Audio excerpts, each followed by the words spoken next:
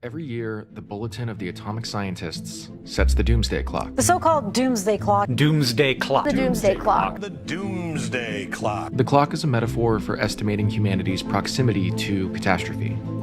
In 2023, the Bulletin set the clock at 90 seconds to midnight, the closest to disaster it has ever been, citing the war in Ukraine, the COVID-19 pandemic, and cyber-enabled disinformation. In 2024, the time was held at 90 seconds to midnight. The Bulletin traces its origins back to the Manhattan Project and the scientists who hoped to warn the world about the dangers of their creation. The clock was introduced in 1947 and originally set at 7 minutes to midnight. The Bulletin has been setting the clock for more than 75 years. Originally, the Bulletin focused primarily on nuclear risk, but as technology advanced and human impacts on the planet became more pronounced, the scope of coverage expanded. Today, the Bulletin is focused on reducing the threats posed by nuclear weapons, climate change, and the potential misuse of biological science and other disruptive technologies. In setting the Doomsday Clock, the Bulletin's Science and Security Board asked themselves two questions. Is humanity safer or at greater risk this year compared to last year? And how does this year compare to the more than 75 years we have been asking the question? So let's take a look at 2024. The Nobel Peace Prize was awarded to a Japanese organization of survivors from Hiroshima and Nagasaki, Nihon Hidankyu, who have worked for 70 years to warn against the danger of nuclear weapons. The world has developed a strong taboo against using nuclear weapons, but there are signs that taboo is beginning to weaken. We've seen the collapse of arms control. The new start is a bilateral arms control agreement between the US and Russia.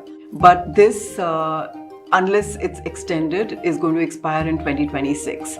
And there are no negotiations going on between the two of them, given the political state that they are in.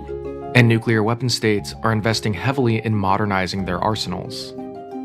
There's some obvious things like the war in Ukraine, and there have been threats to use nuclear weapons, so that's extremely alarming. Right from the time that Russia first undertook the invasion in Ukraine, it was with a fair bit of nuclear saber rattling. Of course, there are other wars. The Middle East is very unstable. We've seen North Korea, Pakistan, as well as China, Pakistan, China, North Korea, and Russia thrown in as important players in proliferation, helping each other on their nuclear programs. A lot of the rhetoric is really disturbing. And so there is this growing sense that we might end up, some nation might end up using nuclear weapons, and that's terrifying. Investments in renewable energy continue to increase, and renewables continue to dominate new energy deployment. The adoption of renewables is really encouraging. However, it wasn't enough to slow the ongoing impacts of climate change. I apologize. This is just horrific. It's still one of these things where it's not happening quite fast enough, and the urgency just isn't there, and the threat is increasing.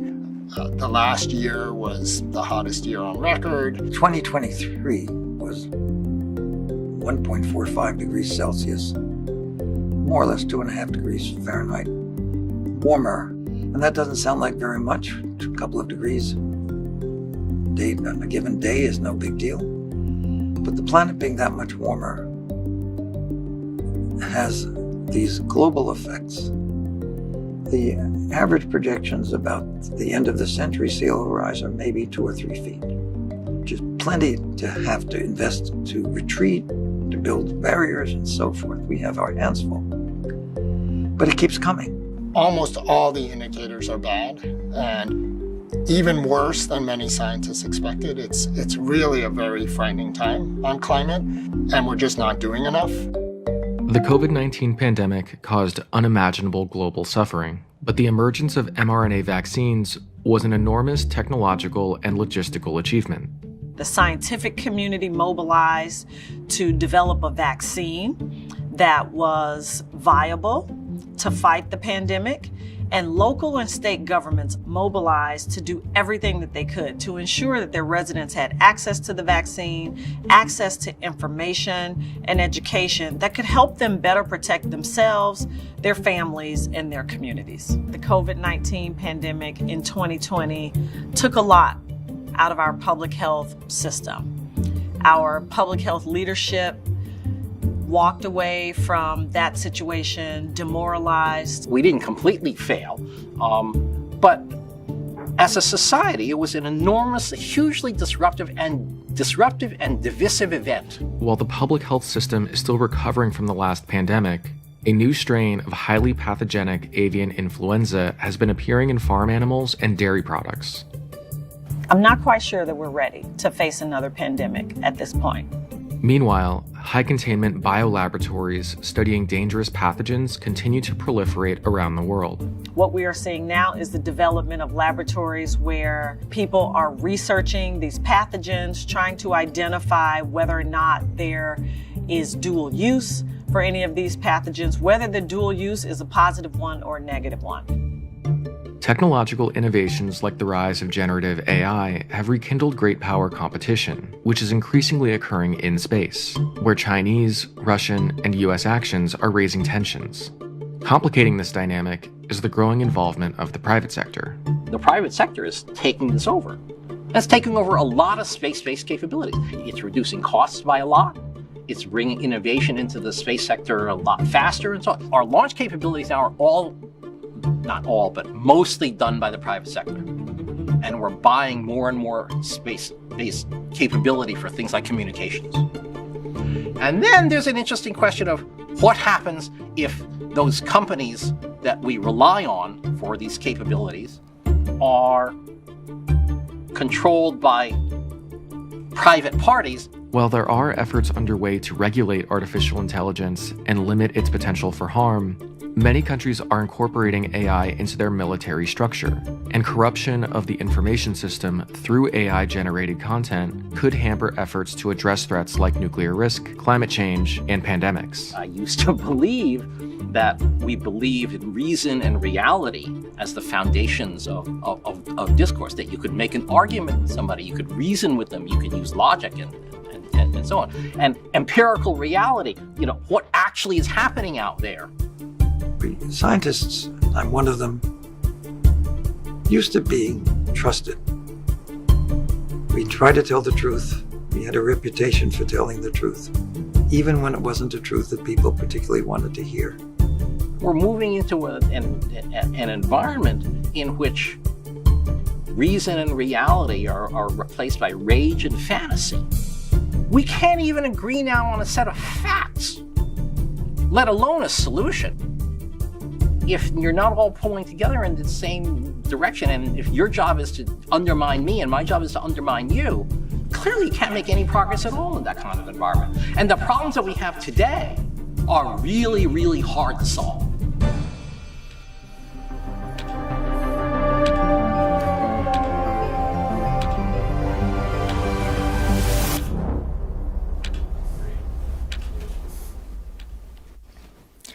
Thank you all for being here today. It is the determination of the Science and Security Board of the Bulletin of the Atomic Scientists that the world has not made sufficient progress on existential risks threatening all of humanity.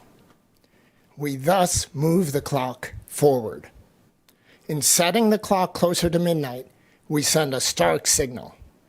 Because the world is already perilously close to the precipice, any move towards midnight should be taken as an indication of extreme danger and an unmistakable warning.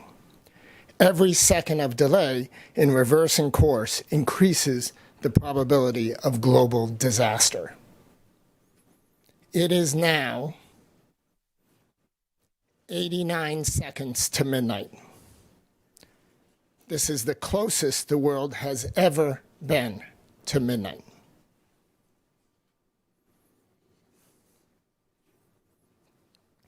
Joining us to make this announcement are members of the Science and Security Board, Herb Lynn, Suzette McKinney, Robert Sokolow, and Manpreet Sethi, joining from India.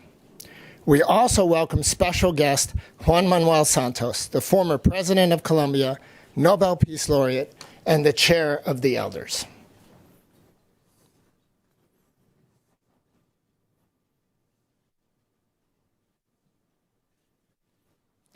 My name is Daniel Holz, and I am the chair of the Science and Security Board of the Bulletin of the Atomic Scientists.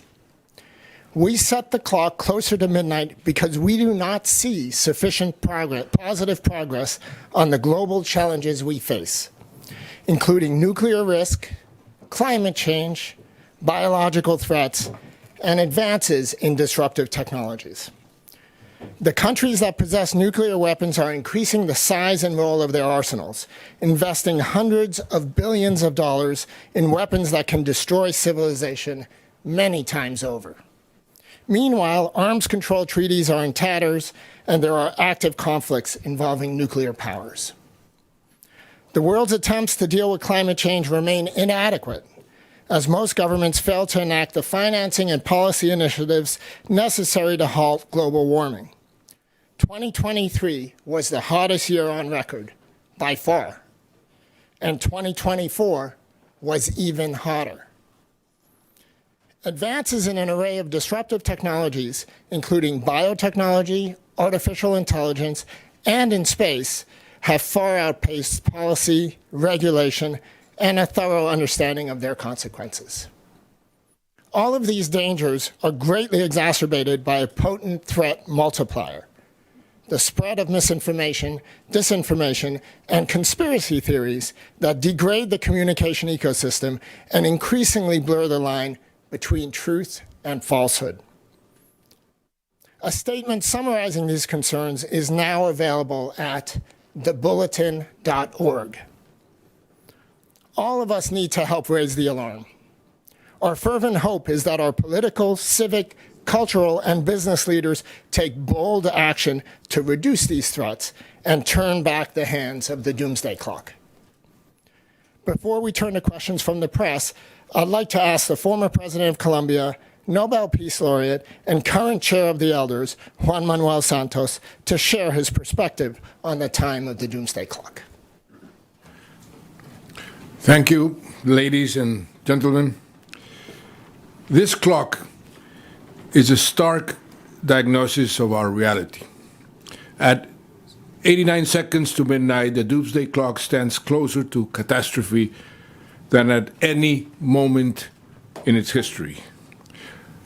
The clock speaks to the existential threats that confront us and the need for unity and bold leadership to turn back its hands.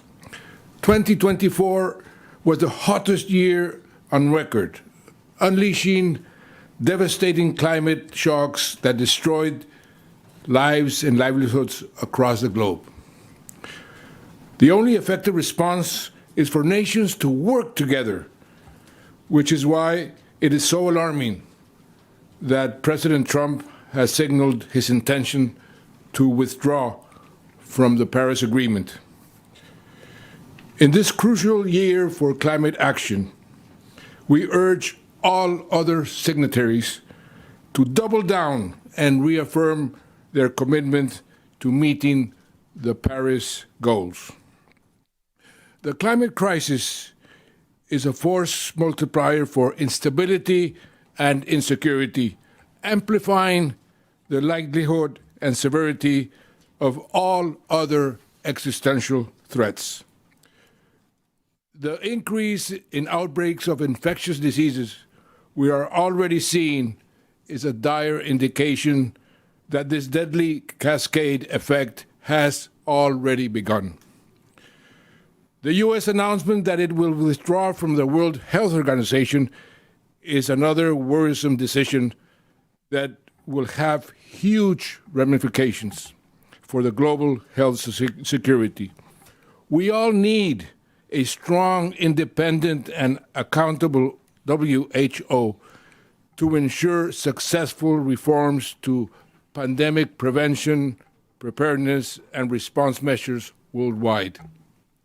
We also need urgent actions to tackle the torrent of misinformation and the amplifications of conspiracy theories that have become so prevalent in our hyper-connected online world. This alarming rise in distrust is being fueled in large part by the malicious and reckless use of new technologies we do not yet fully understand. Artificial intelligence is racing ahead of our ability to govern it, despite the adoption of the Global Digital Compact at last year's UN Summit of the Future. AI's integration into military systems brings us to the precipice of new and unprecedented danger: automated warfare in a world where states locked in deep rivalry collectively possess over 12,000 nuclear warheads. As we prepare to mark the 80th anniversary of the atomic bombings of Hiroshima and Nagasaki, the threat of nuclear conflict is at its highest level ever. The New START Treaty, the last remaining restraint on U.S. and Russian nuclear deployments, is set to expire in 1 year.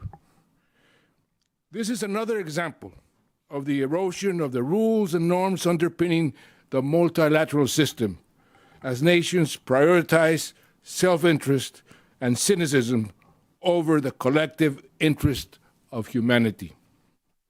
I welcome President Trump's remarks in Davos about his desire to engage in talks with Russia and China to reduce the nuclear stockpile. He is right that the destructive capability of these weapons does not bear thinking about, and that they cost a tremendous amount of money. I hope he follows through. To those countries who want to see an end to the madness of nuclear proliferation, which has seen a 34% increase in spending in the last 5 years on nuclear weapons, with trillions more planned that could be spent on saving our planet or reducing poverty. I urge you to sign the treaty for the prohibition of nuclear weapons. Half of all the countries have signed it, so it has momentum.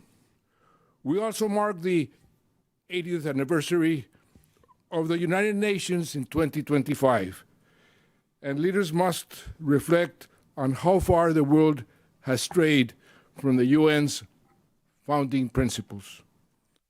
This is a bleak picture, but it is not yet irreversible. There is a big chance that this time next year we will be moving the hands of the clock back, not forward. But this will only happen if leaders engage in good faith dialogue. And recalling the words of Nelson Mandela, the founder of the Elders, the most powerful weapon in the world is to sit down and talk. The solutions we need to confront the existential threats we face are all connected by a simple truth. We can only succeed if we act as one. It is with great sadness that just a few weeks ago we said farewell to a true champion of this ideal, President Jimmy Carter, a founding member of the Elders. President Carter was driven by a profound moral clarity, so sorely missing among many leaders today. And in the weeks since I attended his funeral here in Washington, I have often been reminded of his words. The bond of our common humanity is stronger than the divisiveness of our fears and prejudices. To translate this vision into concrete reality, we need leadership that addresses even the most difficult and unpopular issues, not for short-term political gain, but for humanity's shared future. There is still time to make the right choices to turn back the hands of the Doomsday Clock. In Colombia, we say, cada segundo cuenta. Every second counts. Let us use each one wisely. I thank you. Thank you, President Santos. The opening video featured prepared statements from colleagues seated here.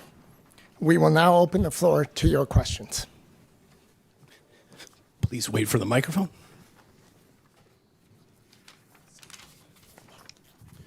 Hi, good morning. Davis Winky, USA Today. The Trump administration last night issued an executive order directing the U.S. Defense Department to focus on accelerating the development of strategic defense systems. Arms control advocates have previously argued that developing such systems has a destabilizing effect on the balance of nuclear power. I want to ask if anybody up at the podium would like to comment on the administration's moves regarding strategic defense investments and whether there's anything else we should be keeping an eye on.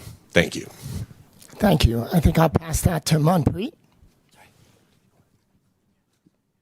Thank you very much, Daniel. And it is such a privilege to be joining all of you, even if it's from thousands of kilometers away.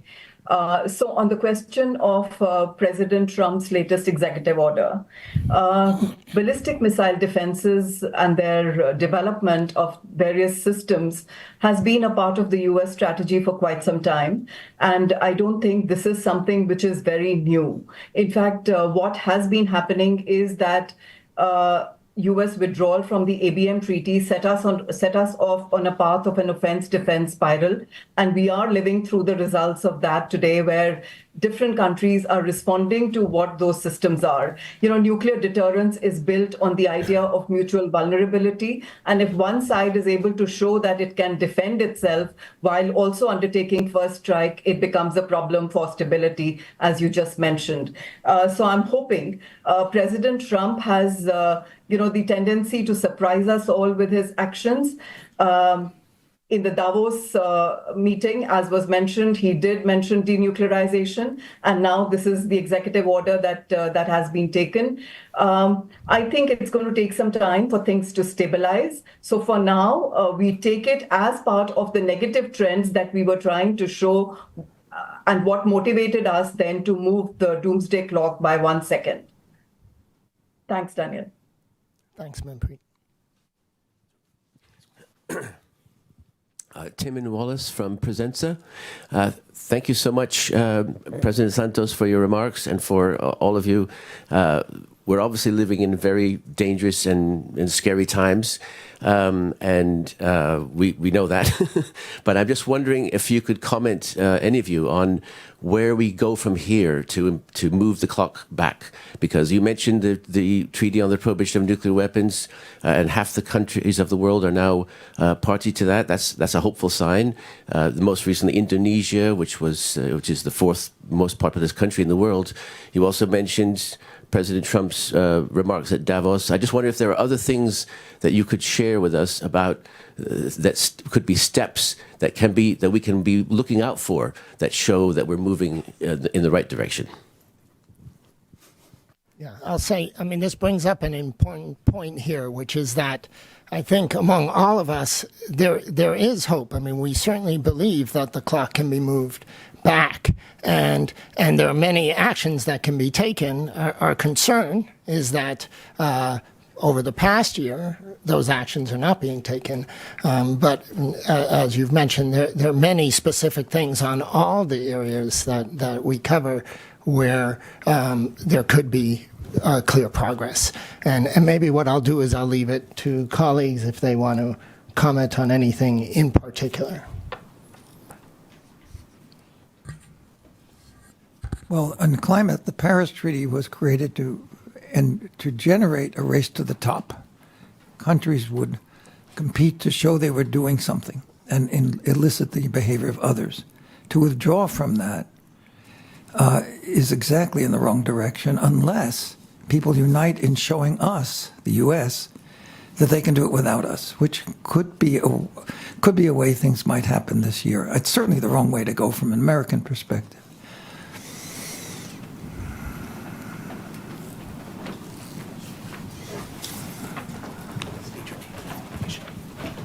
Yuichiro Inoguchi for Kyoto News. Thank you for doing this. As mentioned in the video, last year's Nobel Peace Prize went to Japanese atomic bomb survivors organization, Nihon Hidankyo. And did you take it into consideration when you were discussing about this year's Doomsday Clock? And can we have your comment on how much they can influence on the global nuclear debate? Thank you. Yeah, thank you. I will say that the issues underlying that Nobel Award are certainly issues that we consider. There is this sense that the world is sort of forgetting the horrors of nuclear weapons, that there's this presumption that that's in the past and that it's no longer a concern. And I think many people around the world are worried because these weapons still exist. They're still poised to annihilate the planet in a matter of minutes, 30 minutes. And so that threat is not in the past. It's ever present. And I think the Nobel Award was to remind us and to kind of draw the world's attention to this. And in that sense, we're very aligned in our concern and our desire to kind of reduce these risks. And I would add that as a Nobel laureate, also the Nobel Committee was very, very relevant in awarding the Nobel Peace Prize last year to the survivors of the Holocaust. And it is among many reasons, one of the reasons why the elders, we're going to have our board meeting next May in Hiroshima. Because, as was said, we want to remind the world that this threat has not diminished, on the contrary, has increased in the last years. Hi, I'm Steve Herman from Voice of America. President Santos, you welcomed President Trump's remark about denuclearization talks. What do you see as the biggest challenge for Donald Trump, Vladimir Putin, and Xi Jinping actually making progress towards some sort of new arms control agreement? Well, the biggest challenge, in my view, is for them to understand that they should sit down and talk. And talk about how the three of them can take decisions to save their own countries and the whole world in a way that President Kennedy, when we were in a crisis, took the phone and called counterpart in Russia, sat down, and reached an agreement that, as a matter of fact, turned the clock backwards a few minutes. So I think something of that sort must be initiated right now, and you need to talk, to have bold leadership, to go, take the phone, call the other leaders, sit down, and agree on something that is almost common sense, because to continue on this race is counterproductive for everybody.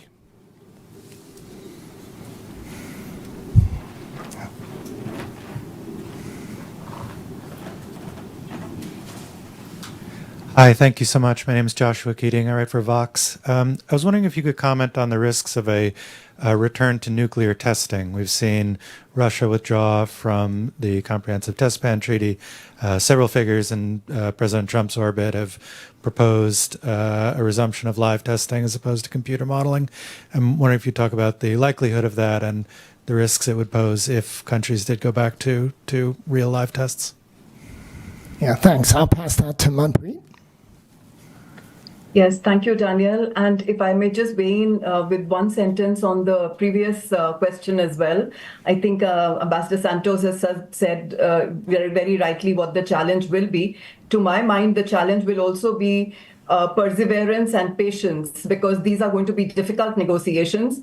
And it's important for the leaders to stay invested in this process over a long period of time. And that's, I think, going to be a challenge given the slightly flitty nature of current times.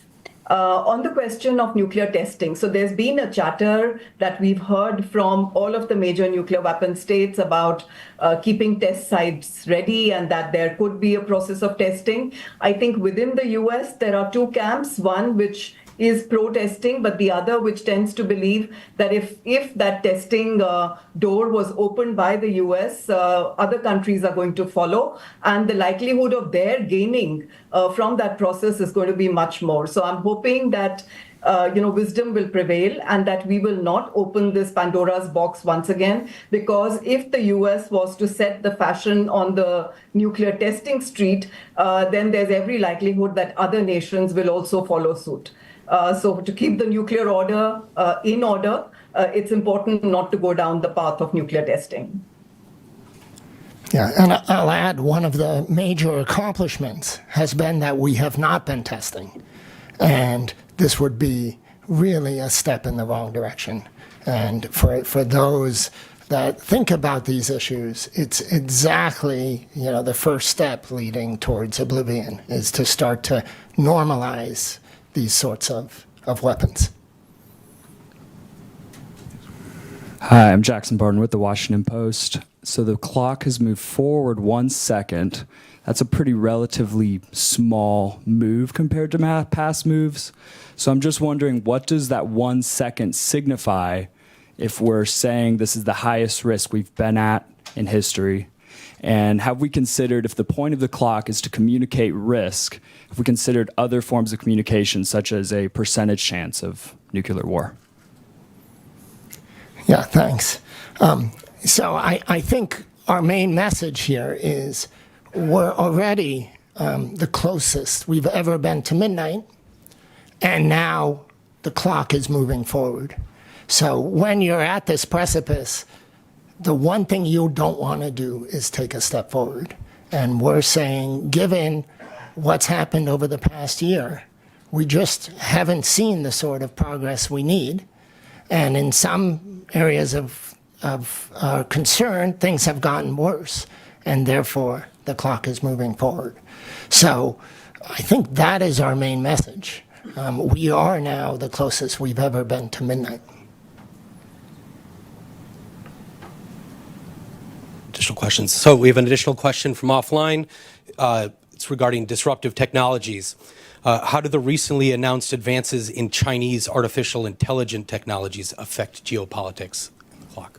Herb? I think I'll take that. One thing it indicates is that what many people have assumed, that is that the Americans have a firm and indestructible lead, just isn't true. And anybody who follows technology could have predicted that.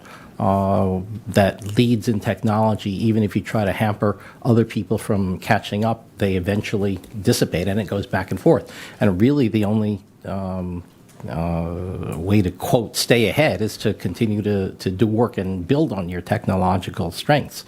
So I think it affects geopolitics in that sense, that the Chinese have demonstrated, assuming you believe their press releases and so on, which isn't always the best thing to do, but assuming that the claims are valid, that it's not a one-sided race anymore, that the United States can lose its lead, and Chinese innovators are smart and determined to make progress.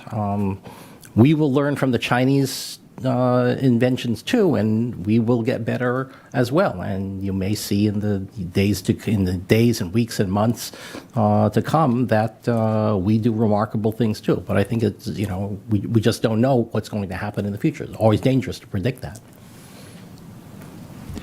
You know, there's something quite positive about this development, if, and Herb can add to it, if we would need much less energy for the AI task, which was going to push our limits on energy sources seriously, if this development is correct, because it apparently uses considerably less energy to achieve the same high objectives. Is that right, Herb? That's the claim, and we'll see what the actual data say. And I might add, this is all part of this headlong race to develop AI, and there are concerns about potential risks from the development of AI, and as everyone rushes to beat each other and damn the consequences, that can be somewhat alarming. It's important that we also, as we're rushing here, that we also consider concerns that may arise with AI and kind of bring those along as well. And so one of the things that I think this leads to is this concern that people will just push as hard as they can and as fast as they can and not worry about consequences.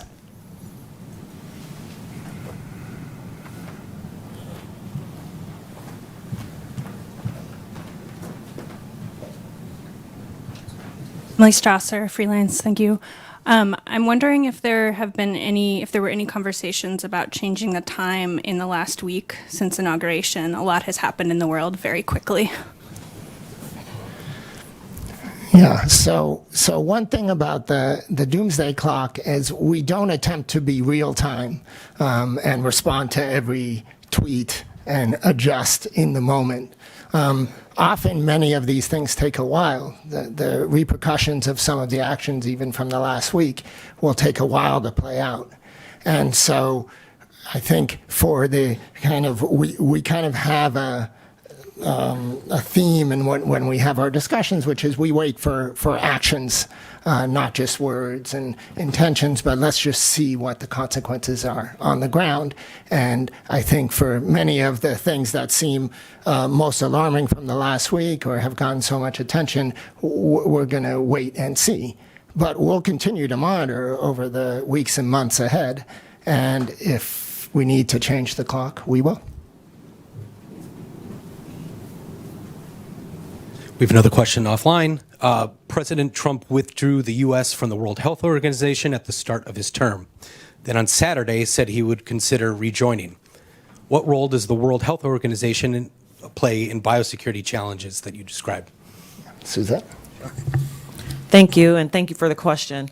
So I think it's important to recognize the danger of the withdrawal from the World Health Organization. The World Health Organization serves as an expert and the leading authority really on protecting societies across the globe from infectious diseases. When infectious diseases occur, the World Health Organization works very closely with governments, particularly the U.S., in identifying not only how to protect communities and societies across the globe, but also treatment modalities for hospitals, testing modalities for laboratories. And so the role that the World Health Organization plays in biosecurity is significant, and we want to see continued support of those efforts by the U.S. as well as other nations. Thank you. I would like to add, people forget the consequences of a pandemic. You go around the world right now, this is an issue that is not a priority for many people. We have to remind them what happened, and what will happen will be worse, according to all the scientists. And so it's so important for the world to prepare, because what is happening with other existential threats like climate change is increasing the possibility of another pandemic which will be worse than the last one. That is something that people should understand, leaders should understand. The agreement to design a system to prevent or protect the world from pandemics has not been finalized. The political will has not been there. The resources have not been there. but the danger is increasing. And that is what we have to transmit to the world, especially to the leaders of the countries that have not been committed enough to have an agreement finalized. I would agree with that. And I would state that some of those dangers we're seeing already. There are people still suffering from long-term health effects of COVID-19. There are societies still trying to recover socially and economically from COVID-19. And most recently, we are seeing the spread of avian influenza, not just among birds, but jumping now to other mammals as well, with the grave concern that avian influenza could mutate to begin showing characteristics of sustained transmission among humans. And so the dangers that President Santos talks about are very real and extremely concerning at this point. Yeah, and I might add, this is another one of the themes, which is all of these risks, they impact all of us. That's what we mean by existential risks. And the way we address them will require all of us. It's not that one nation unilaterally can solve climate change or can address all pandemics. We really need to work together. And so these sorts of international organizations play a major role in that. And so one of the themes in what we're talking about is that nations need to work together, that leaders need to talk and engage to address these sorts of existential risks.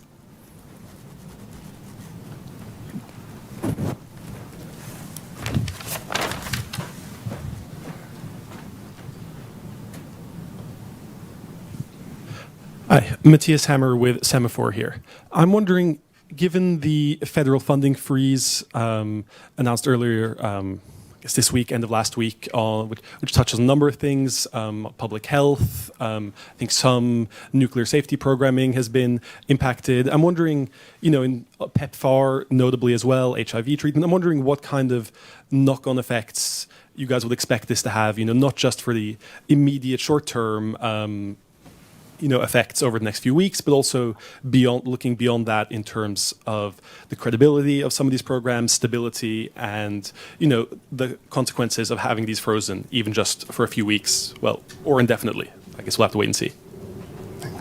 Suzette?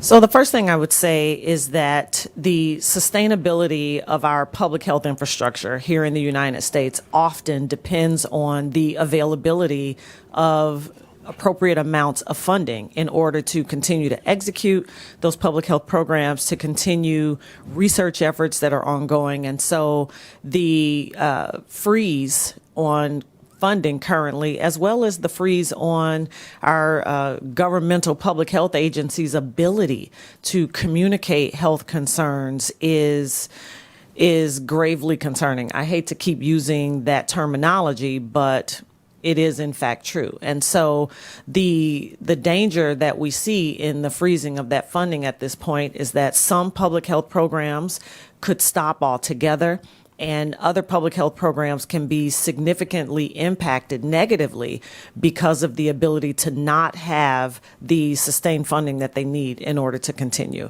It's a big problem. What we're seeing right now with, as I mentioned a moment ago, the spread of avian influenza, just the inability of our federal government's public health agency to communicate with laboratories, to communicate with hospitals, and even to communicate with the public in terms of what they can and should be doing to protect themselves, what they should be concerned about, and what actions they should be taking along those lines. It stands to put us in real danger of not only this disease spreading, but seeing a lot more morbidity and mortality as a result. One last question. In regards to AI and climate, what are your concerns with forecasted electricity demand growth for AI data centers? And how much did that influence this year's decision?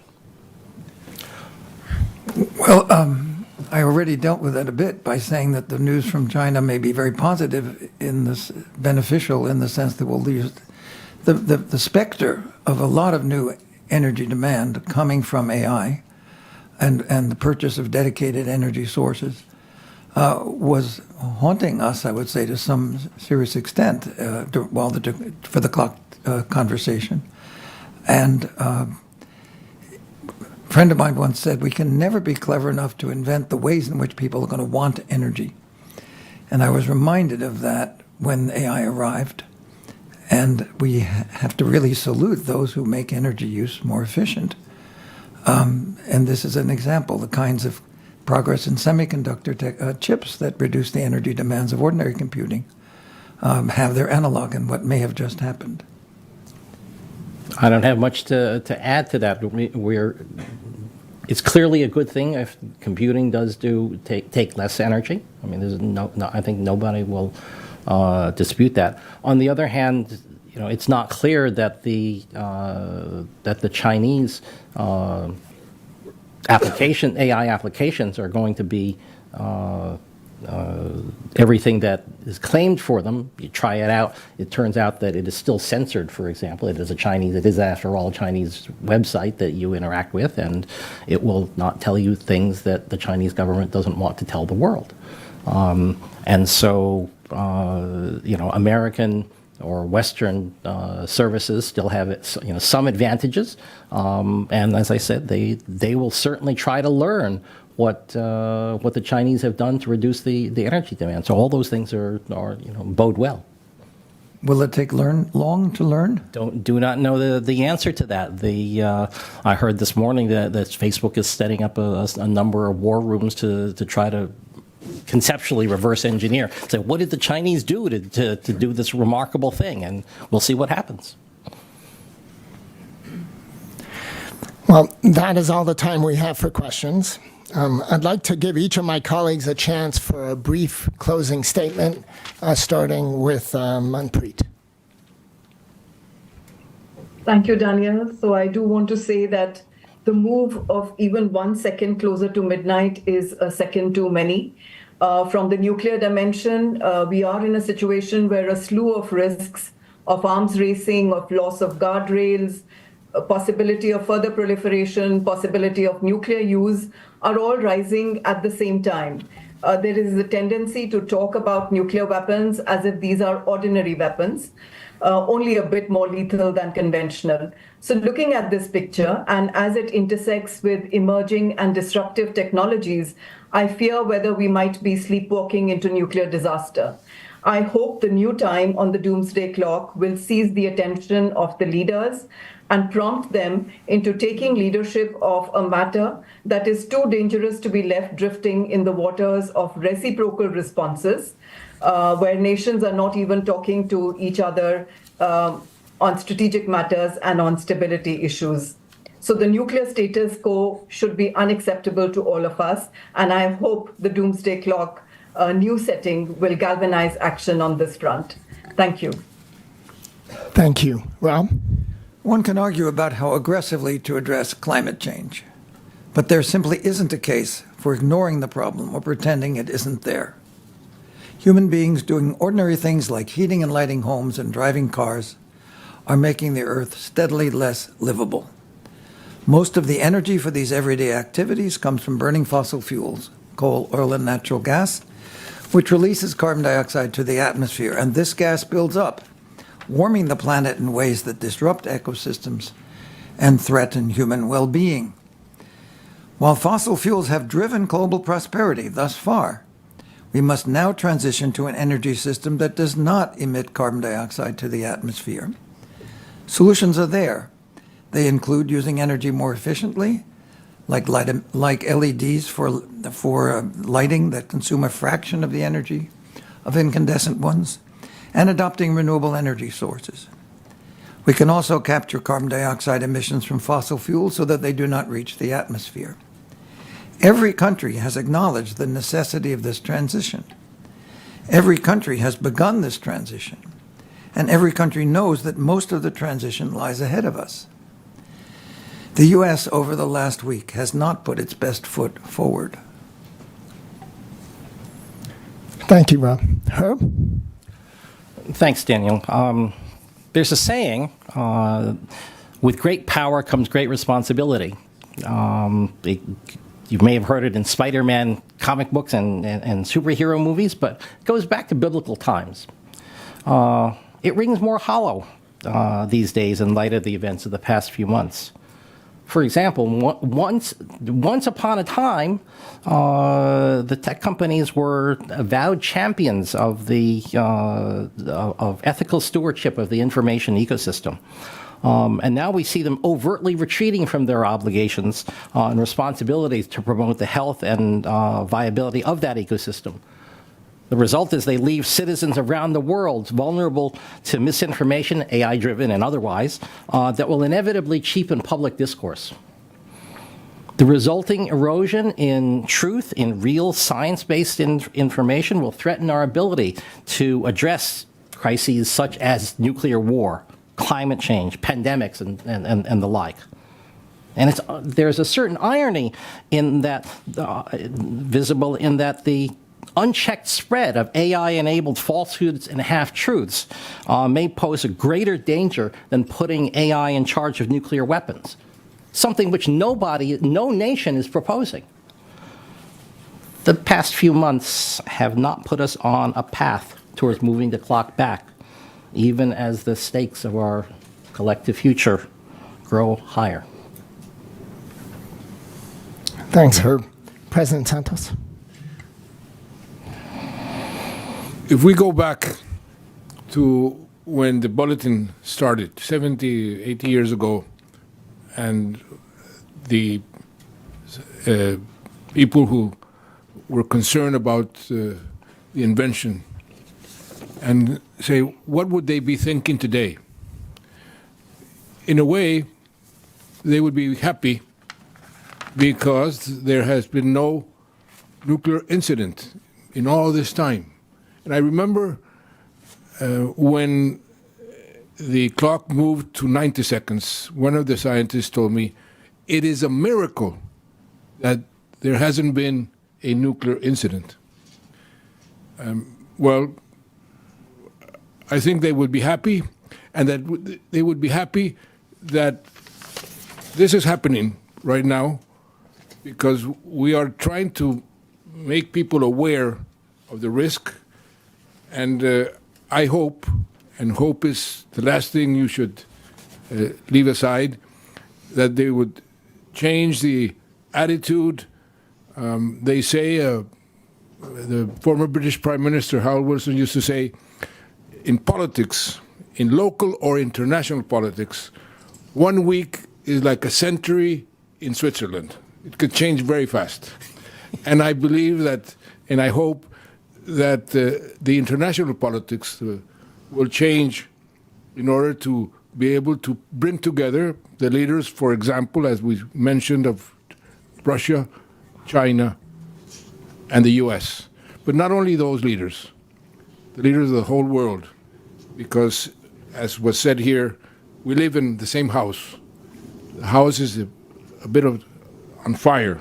We have to put the fire down and, on the contrary, build a stronger house for the future. And I hope that we were able to do it, and I hope that in a year's time, the clock will move backwards and not forwards. Thank you, President Santos. Suzette? Thank you, Daniel. Here's a question I'd like you all to consider.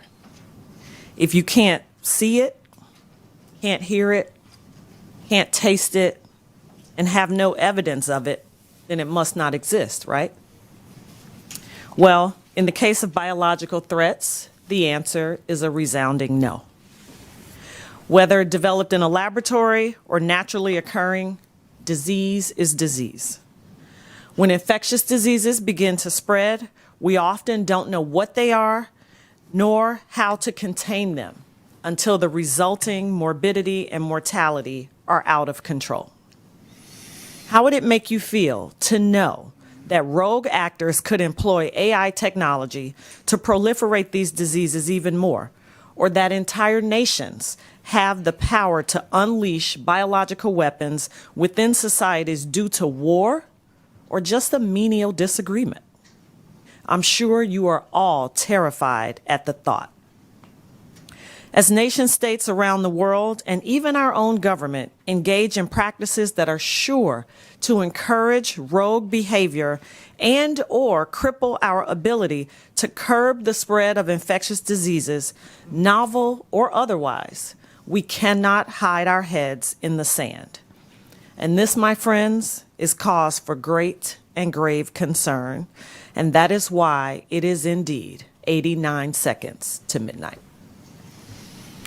Thank you, Suzette. And thank you to our panel. And thank you to those of you around the world viewing today. And I want to echo President Santos's comment. It is perhaps a miracle that we've made it through the past decades, but hoping for miracles is not a good strategy. And so our message here is there are actions we can take to reduce these risks, and we should be taking those actions. It is the judgment of the Science and Security Board of the Bulletin of the Atomic Scientists that we are at the most dangerous moment in the history of the Doomsday Clock. Our hope for the coming year is that the world commits to turning back the hands of the clock. On behalf of the Bulletin of the Atomic Scientists, I thank you all for your time and your attention. It is 89 seconds to midnight. We are adjourned.